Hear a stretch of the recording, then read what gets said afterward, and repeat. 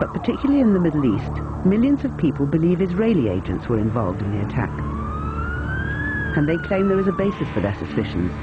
Moments after the planes hit the World Trade Center, eyewitnesses reported seeing a group of young men apparently celebrating. I grab my binoculars and I'm trying, to look at the Twin Towers. But what caught my attention, down there, I see this van parked.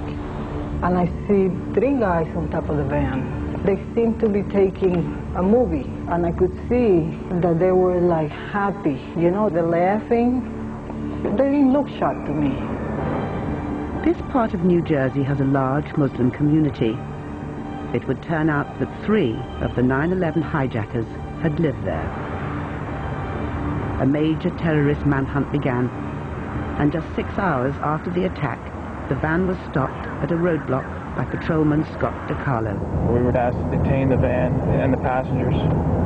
They were just removed from the vehicle, patted down for safety precaution, and detained. 911 call at 410 Park. I think once the FBI arrived, one of them stated that they were on our side.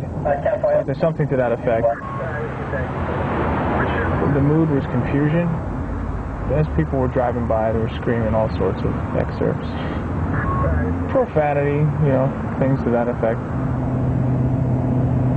Nothing that I'd care to repeat. 3-1 day, they're in service.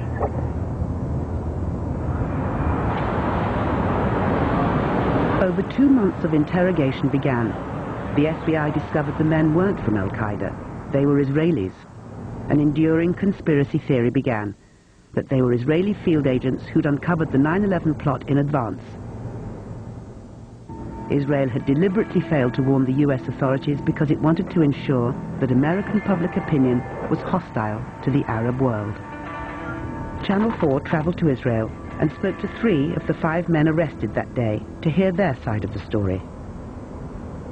One of the neighbors gave a call to the feds and tell there is a white van with 5 Arab people. As you see, I'm blonde, blue eyes. And he tells there is a bomb in a white van. He gave the number, 5 Arab people, and they're on the way to Manhattan to make a suicide. I was the driver. The policeman took his gun and put it in my head. Where are the bombs? Where did you want to do the suicide? And I don't know nothing about what you say. But I told them that I'm just a tourist from Israel, I'm Jewish. And he told me, don't talk, if you talk I'm going to shoot you. People were spitting on us from the street. They are passing with the cars and spit on us. Because they thought that we are the Arabs. They were looking for someone to blame. A passerby took these photos of the police searching the van. 5 men were inside it. Some had dual nationalities and were carrying more than 1 passport. Others had flight tickets to leave the US within days. Fearing robbery, one had over $4,000 hidden in a sock.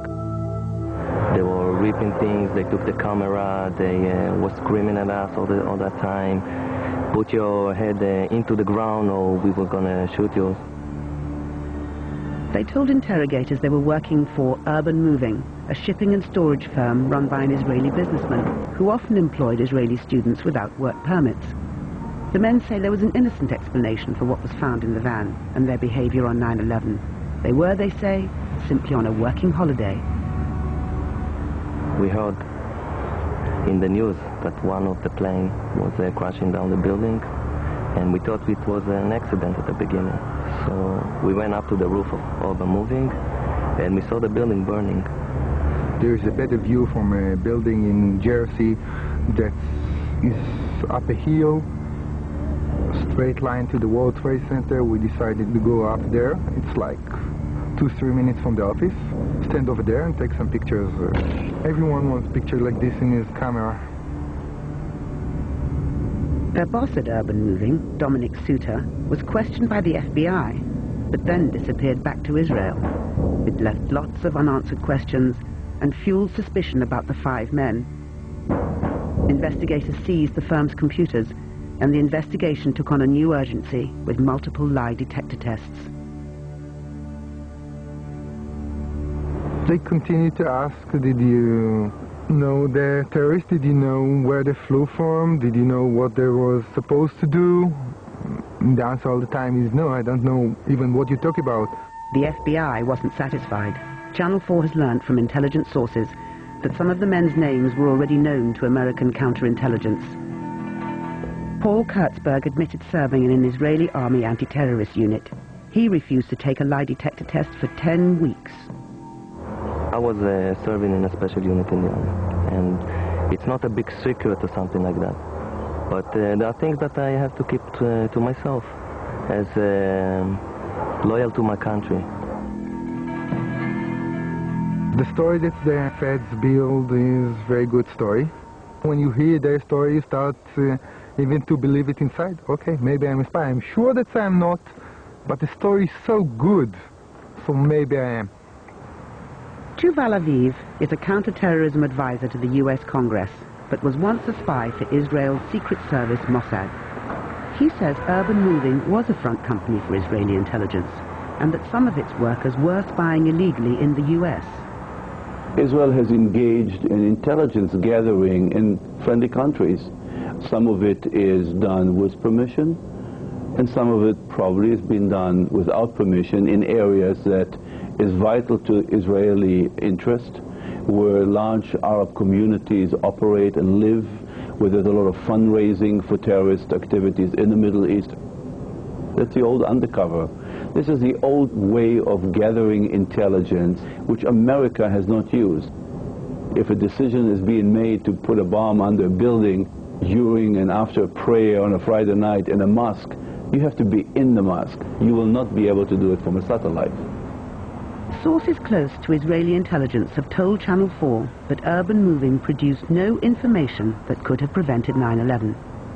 But whatever the truth of the conspiracy story, it's flushed out the possibility that Israel spies on America, its closest ally, an espionage tactic that both governments would prefer kept secret. There are certain type of information that and methods of collections that you don't want to share with the local host country. Systems that you use, contacts that you make, undercover operations that you penetrating other terrorist networks. Those types of information you don't share with anybody. The urban moving 5 were eventually deported to Israel for visa violations. Channel 4 understands, from sources close to US intelligence, that the condition of their release was that Israel promised not to spy in the US without permission. Then, as now, the Israeli government publicly denies it spies in the US.